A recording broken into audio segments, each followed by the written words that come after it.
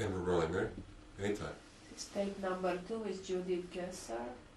You were talking about your father going to a labor camp. Yes, they went, all the men, they were picked up, taken for the day for labor, and then brought back, and coming back to the family. Was it every day? I cannot tell you that. You don't remember? I don't remember that.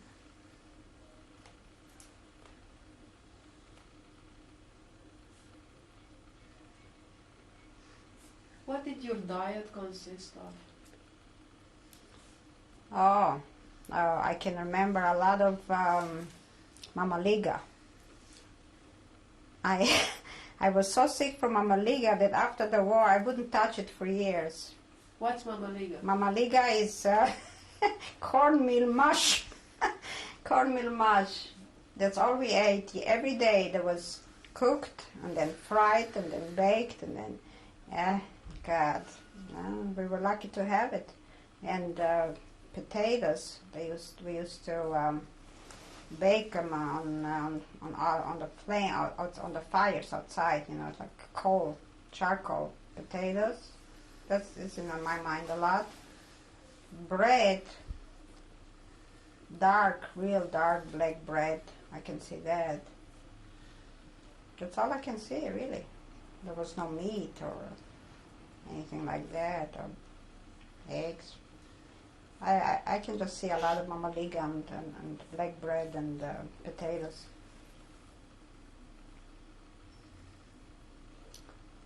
So this is one time in my life which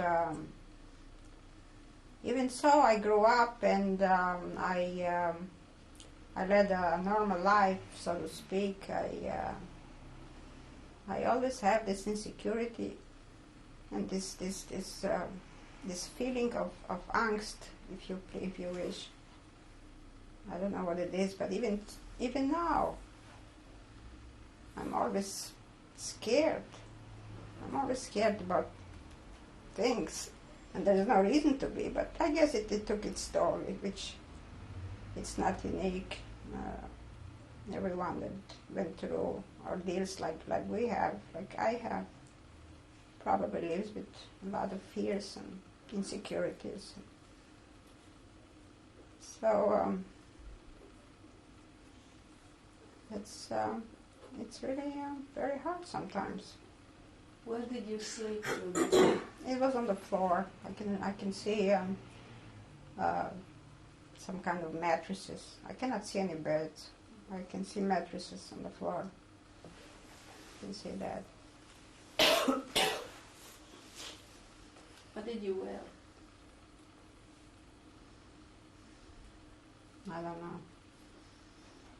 Whatever we had saved, whatever we brought, we probably must have worn. My mother had us put on a few dresses or a few things at the time, so that, like I said before, that we should have something on our backs. But that's probably what we kept.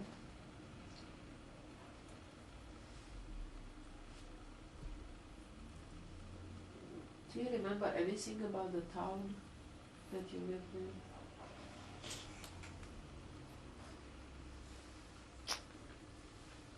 Oh no, it was.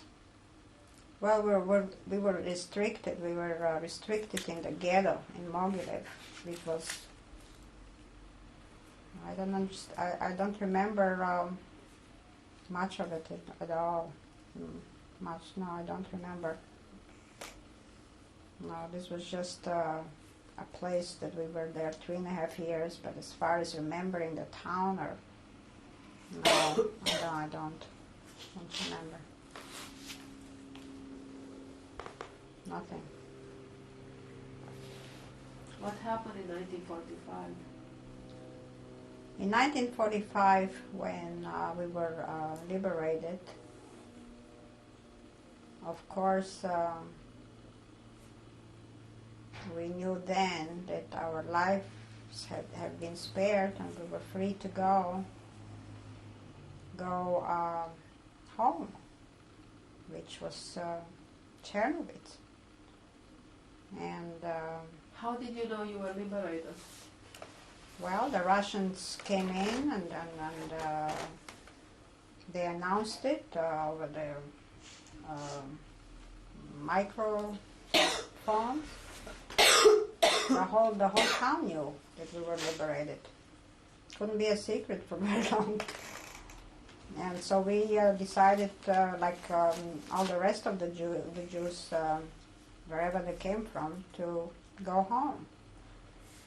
So we decided to get started, and there was no way that we could find any means of transportation. There were lots of Russian army people there. The trains were full of Russians, of army personnel. There was no cars, no buses, nothing. So we started walking. We started walking from Mogilev to Chernobyl, which I remember that it took us 2 weeks to get back home, walking. Now, this is something that I remember real good because I was by then 15 and a half, so I have a recollection. We started walking and walked and walked. At night we begged farmers on the way to let us sleep in the but the cows, where do they keep the cows? The hay? Yeah,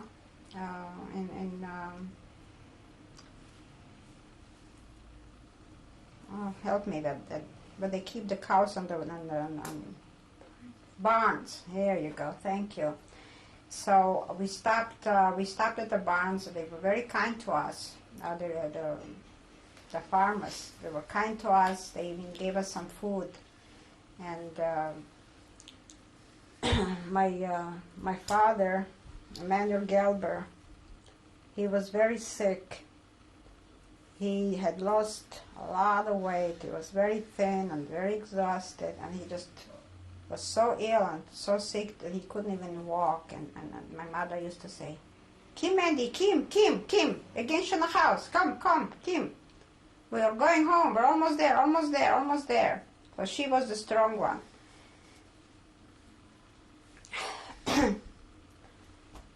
So we walked. And What time of the year was it, Judith?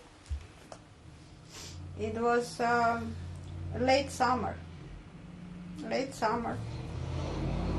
So we walked and we stopped overnight in the barns, and before we got to Chernobyl, maybe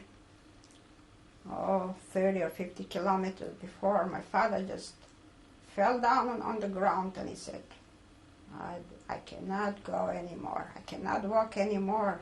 I want to die. He was so tired and so sick. And I was not far behind. I was just so exhausted. And my mother, she was so frail and thin, and she kept us all together. She said, "Let's go, we're almost there. So finally we got back. We got to Chernobyl, and we found our house. It was still standing there. And so we came back to our apartment. And that was, we thought we were free. But then we were not free after all. With the Russian occupation, our nightmare just started. It was the beginning of another nightmare. they took my father right away into the Red Army. And for him being only of age, how old he was, 45, must have been maybe in his 30s, or no, I was more, maybe in his 40s. So they took him into the Russian army, and they took him away from us. My mother and my sister Erica and I, we were all three of us by ourselves without any means of support. We had no money. My uncles in the meantime had moved on into Palestine. One uncle went to Europe. He was in Vienna, and one uncle was in Palestine. So they had left. So we were the only ones that we came back to the house there. So my father was away in the army, and my mother tried to support us by doing cleaning, and I don't know. She never did her own cleaning. But so it was very hard for us to exist. And then my parents decided, my mother decided, she always made a decision which came out very good because of her guts. She had tremendous guts. So my father was going to defect from the army, and we were going to meet at somewhere, and then we were going to flee Chernovitz into Romania so that we could save ourselves. We wanted to get away from the Russians desperately. Things had gotten so bad. What year was that? 45. And so that's what we did. He deserted from the Russian army. We met one night. We met at a place, and we started going towards the border of Romania and Russia. It was the Russian occupation, the Iron Curtain, and Romania was still free, into Bucharest. So we fled, and we had some transportation. I think we had a car. My mother had some money that she gave, that it cost her some jewelry with I don't know how she saved it from the concentration camp. She had something that she gave it all away just for us to be able to cross the border into Romania to save us.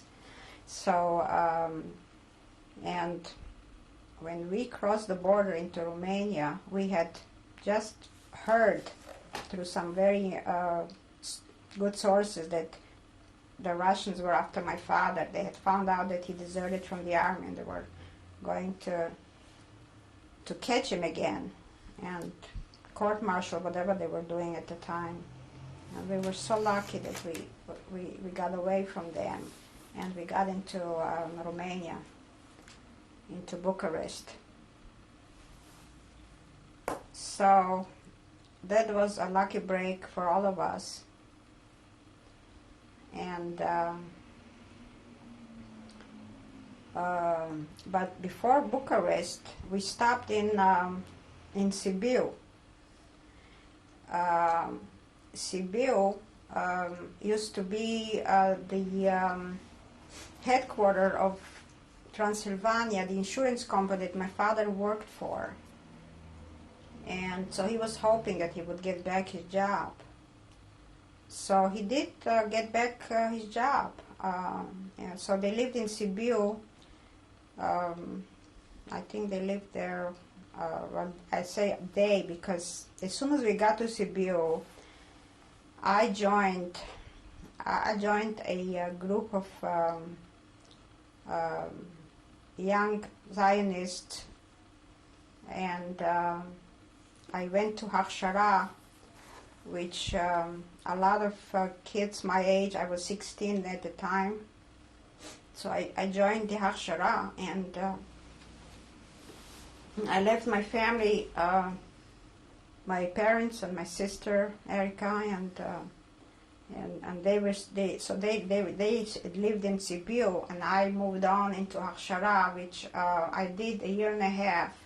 Among the places that I was Radia Mare, Timisoara. That's where we had our groups, Hachshara, training and preparing for Israel, which at the time was still Palestine, and there was a real aliyah at the time, which was still illegal to go to Palestine. So my parents decided that I was old enough to join, and they let me go. I was on my own. When I was 16, I left them, and by the time I was 17 and a half, I made aliyah.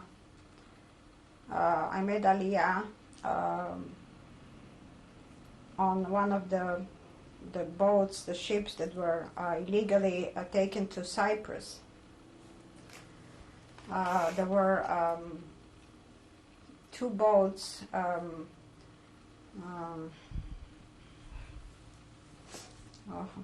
forgot the name of the boat that I was on. Oh God. Medina was one, and the other one was Geulah. Okay, I was on the Geulah. So we boarded at night. It was very exciting, very emotional, and so it took what us. What year was it? 47. 1947. 1947. What time of the year?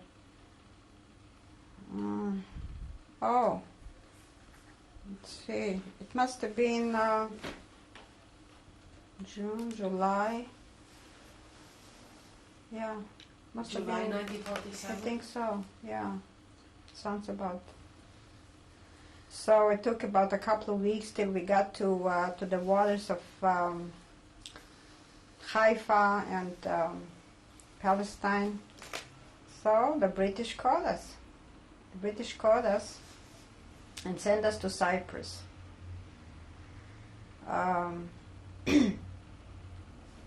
So we had no choice, of course, and I was there for 3 months in Cyprus. So being in a concentration camp in Transnistria, well, this was heaven, because we were prisoners, but we were not persecuted. We were given food and a good place to sleep, but they just kept us there. So because I was still young, and Israel was in the making, in November of 47, the first groups of young kids, young children, were led to leave Cyprus into Palestine, and I was among them. So I arrived in Palestine. It was the end of December of 1947. Yeah, 1947. December 1947. I don't know exactly the beginning of what date it was, but I remember that. December 47, and of course Israel was proclaimed right after. This is a very happy time that I'm thinking of, and I went to live with my uncle. One of my uncles that had left Chernovitz lived in Israel. Where? In Tel Aviv. And they had found out from the Sochnut that I was in Cyprus. And so they had communicated through the joint agency that they should let me know that they wanted me to come to live with them rather than going to a kibbutz like they sent all the other children they'd sent to kibbutzim. So as soon as I found out that my uncle was in Tel Aviv, I told the people that were there in charge. I told them that I would like to go to Tel Aviv to stay with my uncle, and that's what I did. What was his name? My uncle, Turkfeld. He was my mother's brother, Leo Turkfeld, and his wife was Berta, my beloved aunt. And they took me in, and they gave me a lot of love and support. And it was being without my parents, being by myself, which I have done since I was 16. I was very independent, but knowing that I had my uncle, my aunt there, and my cousins, which we grew up together. Judith Turkfeld and Severin Turkfeld, my cousins, they were there, and we grew up together, and we didn't see each other for maybe 6 years or 7 years. It was really very emotional. It was wonderful being together again.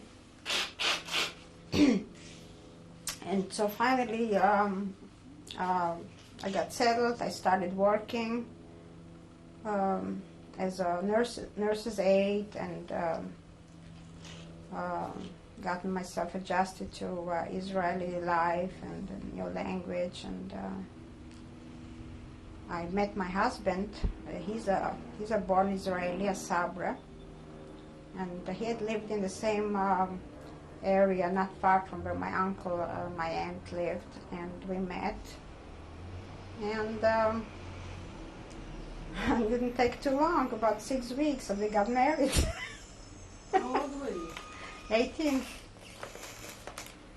And So it was 1948 already? 1948. We got married after 6 weeks of courtship. Been together for 47 years. Where did you get married? We got married in Tel Aviv, in Nevada Keilah. And of course my parents were in Bucharest at the time. They were not able to come to my wedding. And also the war with the Israeli-Arab war broke out in 1948, and I remember going to my wedding to the chuppah. It was bombing. They bombed Tel Aviv, and it was just so emotional. The war was on. It was a very difficult time. But we made it through all right. And I lived in Israel for 9 years with my husband. My first 2 children were born in Israel. And life was really difficult, but we were home.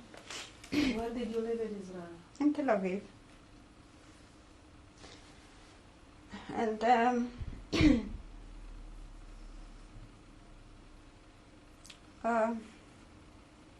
it was a difficult life, very difficult life.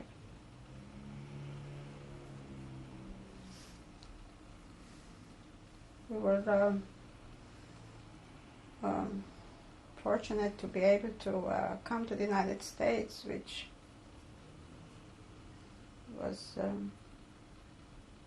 very positive move for us. Why did you decide to come to the States? My husband's mother was living in Los Angeles at the time. She had visited some very close relatives, and through a tragedy of her own, she stayed in Los Angeles permanently, and she was very close to my husband, her only son, and she wanted very much for us to join her here. And so we did. Because of my nationality, being from Chernovitz, under Russian occupation at the time, we could get on the Russian quota, and it didn't take too long, and we made we did come to the United States, which was a very positive move for us. We did very well here. What year was it, Judy? We came in 1957. How And, did you come? By boat? By plane. By plane. We did come by plane. We had an apartment in,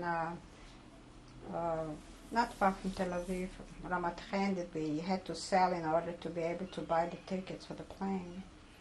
We didn't have any money. And we hardly had enough money to come to Los Angeles because that's where my mother-in-law was, and she had some very nice, well-to-do relatives which really helped us a great deal, and they sent us money for plane tickets from New York to Los Angeles. And they gave us a lot of support, and we came in the beginning in 57. My oldest son was only 5 and my daughter was 4. You can imagine coming to a new country with 2 small children and not speaking the language to speak of. Even so, I spoke a little English, but my husband didn't speak at all. It was very difficult, and it was a very difficult adjustment to make. The first 5 years were so hard and so dramatic for us, and my husband wanted to go back so badly, but we had nothing to go back to, so we made the best we could and stayed here. And I knew that if I didn't find a job to do some work and help out, we couldn't have managed, which I did. I never worked. I raised my 2 children in Israel. They were so little. And here, I took the first best job I could, and I became a waitress. And I worked nights, and my husband worked days, and when he came home, I went to work, and I did that for many, many, many years. I just retired 3 years ago, and we did well. We did well, but life was not easy. But thank God, we are very lucky. We have a wonderful family. We have 2 sons and a daughter, and 5 grandchildren we're very proud of. And we're both retired, and we just hope that things will just stay as well as they can and as they are. And so there are 8 people alive today because you survived the war? Because I survived the war, I have 5 grandchildren, 3 children, that's 8.